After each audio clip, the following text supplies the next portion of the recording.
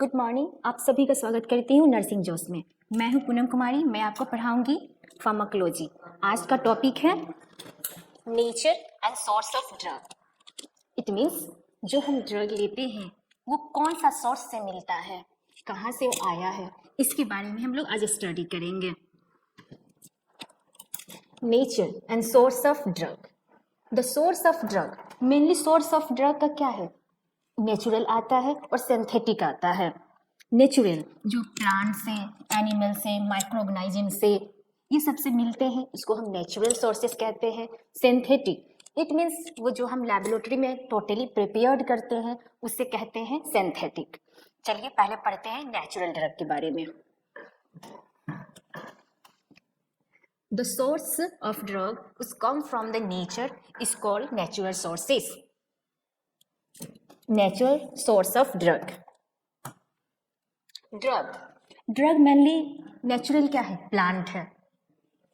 जो drug plant से हमें मिलता हो, we can obtain from the plant, it's called natural sources and is plant.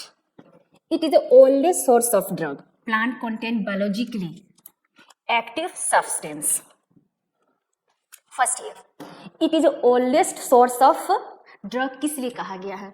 क्योंकि हमारे जितने भी पूर्वज थे, जितने भी ऋषि मुनि थे, वो मेनली प्लांट ड्रग से ही मेडिसिन बनाते थे। जैसे चरक जी हो गए, सुश्रुत हो गए, ये सब क्या थे? बहुत बड़े ऋषि थे जो हमको क्या करते थे, जो भी ड्रग्स हमें बना के देते थे, जो भी मेडिसिन देते थे, वो सब आता था प्लांट से। यानी कि ये क्या है? ओल्डेस्ट सोर्स ऑफ ड्रग है। कौन? Plant. Plant contain biologically active substance. Biologically active substance कहने का ये मतलब है कि प्लांट के भी तो पार्ट में बहुत सारा केमिकल सब्सटेंस प्रेजेंट रहते हैं। जैसे हम नींबू खाते हैं, उसमें कौन सा विटामिन रहता है? विटामिन सी रहता है, एस्कॉर्बिक एसिड प्रेजेंट रहता है। वैसे ही हर प्लांट में कुछ न कुछ केमिकल कंस्टिट्यूएंट प्रेजेंट रहता है, वही बायोलॉजिकली एक्टिव सब्सटेंस। ये देखिए, मॉर्फिन है। Plant morphine, quinine, digoxin, atropine, pilocarpine, तुलसी, नीम, आंवला, एलोवेरा, ये सब हमको किससे मिल रही है? प्लांट से मिल रही है। मॉर्फिन ये देखिए। सिंचोना, सिंचोना क्या है? सिंचोना से ही हमें क्यूनाइन मिलती है। क्यूनाइन किस में हेल्पफुल है? मलेरिया में। कौन सी डिजीज में हम यूज करते हैं क्यूनाइन को? मलेरिया। और किससे भी ये मिलता है हमें? ये सिंचोना जो है, इसके बार्क से प्रिपेयर्ड होते हैं ये क्यूनाइन ड्रग। और किस में यूज होता है? मलेरिया में। वैसे ही डिजॉक्सिन है, एट्रोपिन है, पिलोकार्पिन है। देखिए नेचुरली तुलसी, तुलसी भी हम लोग के लिए बहुत हेल्पफुल है। इसका पंचांग यूज करते हैं। नीम मोस्टली हमारे दादी जी, मम्मी, ये सब क्या कहते थे? कोई भी हमारी इन्फेक्शन हो, हमारे स्किन प्रॉब्लम हो, उसमें हम लोग सबसे ज़्यादा किसका यूज करते थे? नीम का। अभी भी यूज करते हैं। बहुत सारा इसके आयुर्वेदिक नीम का कैप्सूल बनते हैं। नीम कैप्सूल जो हमारे स्किन के जो डिसऑर्डर होते हैं उसको ठीक करने में बहुत हेल्पफुल है। आंवला,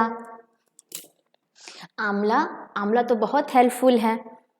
ये हमको क्या देती है? विटामिन सी देती है। इसमें एंटीऑक्सीडेंट प्रेजेंट रहता है, ये भी बहुत हेल्पफुल है।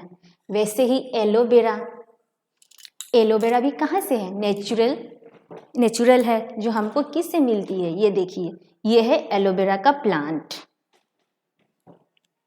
ये मेनली कॉस्मेटिक जितने प्रोडक्ट होते हैं उसमें यूज होते हैं।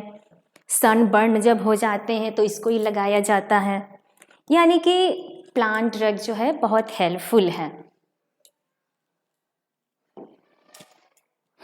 अब आते हैं एनिमल। जो ड्रग हमें एनिमल से मिलते हैं उसे क्या कहेंगे? Animal drug. We can obtain drug from the animals is called animals drug. The drug obtain from animal sources, example insulin, heparin, gonadotrophins and antitoxin sera. Insulin का बात करते हैं। पहले इंसुलिन बनाया जाता था पिग का पेनक्रिया से। इंसुलिन किससे आया? एनिमल से आया ना। वैसे ही हैपरिन है। हैपरिन क्या है? हैपरिन हमारे नेचुरल एंटीकोगुलेंट है, एंटीकोगुलेंट। गोनाडोट्रोफिन्स ये क्या है? ये हार्मोन्स है। हार्मोन्स मेनली किस में प्रेजेंट है? जितने भी रिप्रोडक्टिव जो फंक्शंस करवाते हैं वो हमारे गोनाडोट्रोफिन्स जो हार्मोन्स है वो करवाते हैं। Gonadotrophins is a hormone which regulate the function of reproductive system. जितने भी रिप्रोडक्टिव पार्ट है उसको रेगुलेट करता है फंक्शन के लिए। Gonadotrophins it means this is a hormone. वो भी किससे मिल रहे हैं? एनिमल से मिल रहे हैं। एंटीटॉक्सिन सीरा, जितने मेनली जो एंटीडोट होते हैं वो बनाए जाते हैं एनिमल से ही। एंटीडोट मतलब कोई भी टॉक्सिक सब्सटेंस जब हम लेते हैं, इनकल्फ करते हैं, उसको इफेक्ट को कम करने के लिए हम लोग एंटीडोट देते हैं। अब आते हैं microorganisms. Most of the drug like penicillin, cephalosporin, tetracycline जो है माइक्रोऑर्गेनिजम्स से मिला हुआ है। Microorganisms we can not able to see without naked eyes, मतलब हम लोग क्या करते हैं? नेकेड आइज से हम माइक्रोऑर्गेनिजम्स को नहीं देख सकते हैं। We can able to see with the help of microscope. देखिए, antibacterial agent are often from some bacteria and fungi.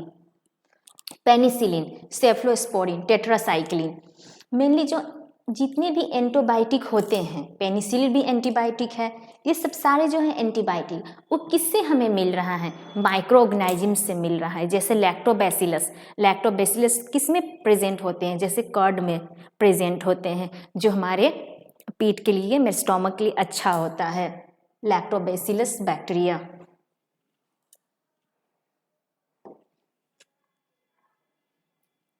Minerals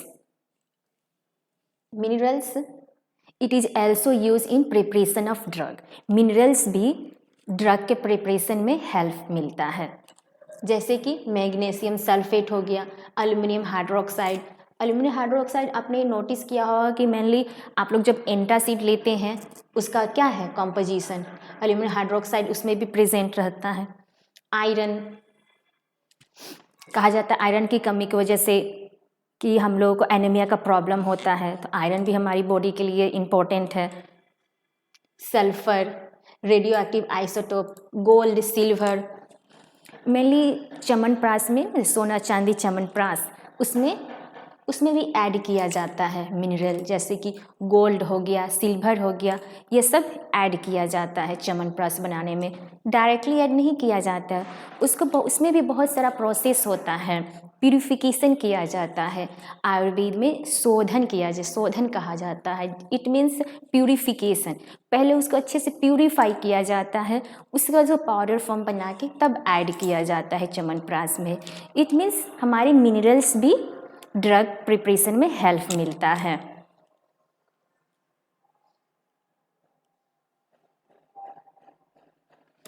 human, some drug obtain from the human also. Human भी source है drug का। चलिए जानते हैं कैसे। Immunoglobulins from blood.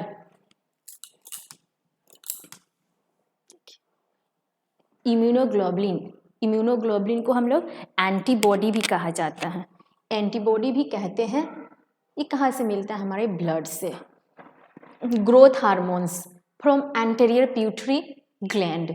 जो growth hormones होते हैं कहाँ से प्रोड्यूस होता है? वो हमारे जो एंटीरियर पिट्यूटरी ग्लैंड है, यहाँ पे आप देख सकते हैं, ये है anterior pituitary gland. Pituitary gland को क्या कहा जाता है? मास्टर ग्लैंड भी कहा जाता है, क्योंकि most of the hormone secreted by the pituitary gland.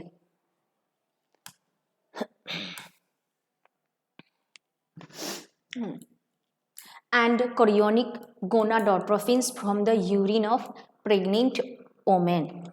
Women जो है, ओमेन प्रेग्नेंट प्रेग्नेंट वोमेन है उसके यूरिन से भी हार्मोन्स निकलते हैं, तभी तो हम लोग टेस्ट करते हैं, टेस्ट में तभी तो आता है पॉजिटिव रिजल्ट।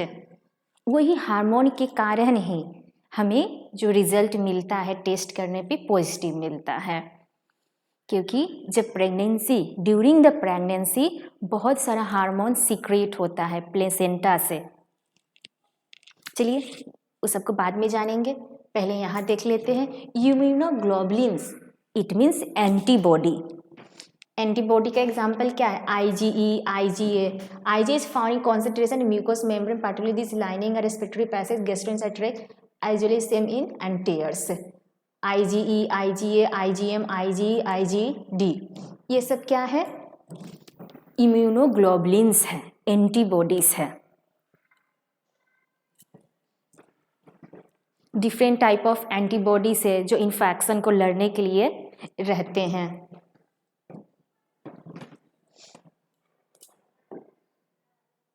देखिए एक और बात आपको बता देते हैं, देखिए यहाँ पे ग्रोथ हार्मोन्स, देखिए ग्रोथ हार्मोन्स कहाँ से प्रोड्यूस हो रहा है?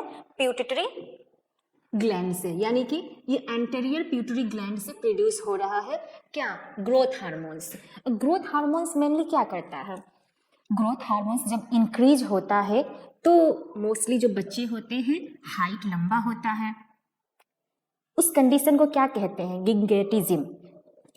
और जब जैसे ही ग्रोथ हार्मोन का सिक्रीशन कम हो जाता है, यानी कि ना के बराबर होता है हार्मोन्स का, तो बेबीज कैसी होती है? ड्वार्फ होती है। ड्वार्फ के मीन्स छोटा, बौना, बौना कह सकते, इतने छोटे जो हो जाते हैं जब ग्रोथ हार्मोन से सीक्रेट नहीं होता है तब।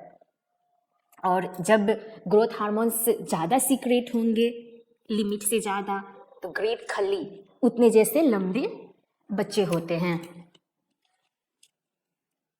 चलिए यहाँ तो आपको समझ में आ गया होगा लंबे और छोटे का क्या है मेन रीजन? ये हमारा ग्रोथ हार्मोन्स है।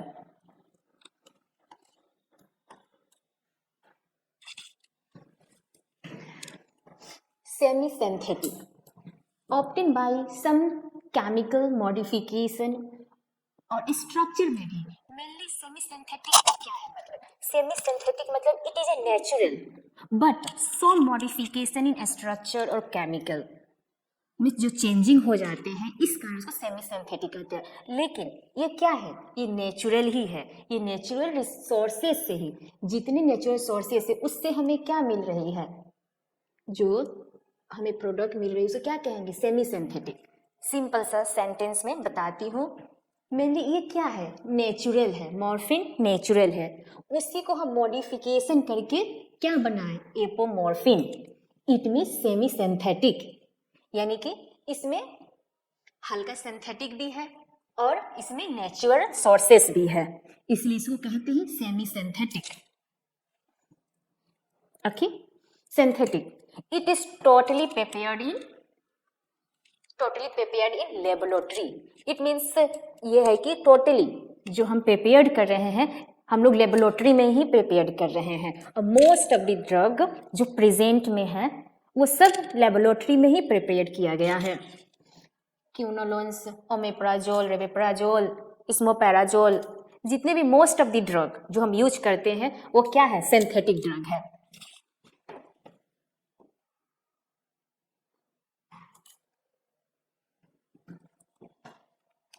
Cell culture, source of drug cell culture भी है।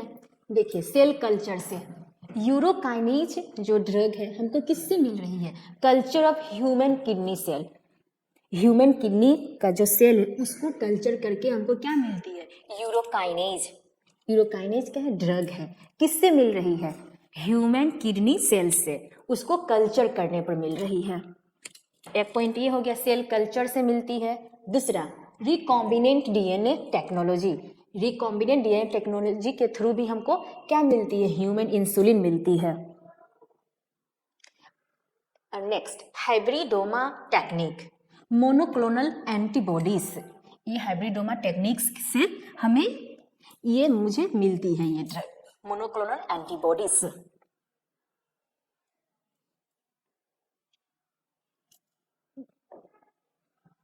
ये हो गया।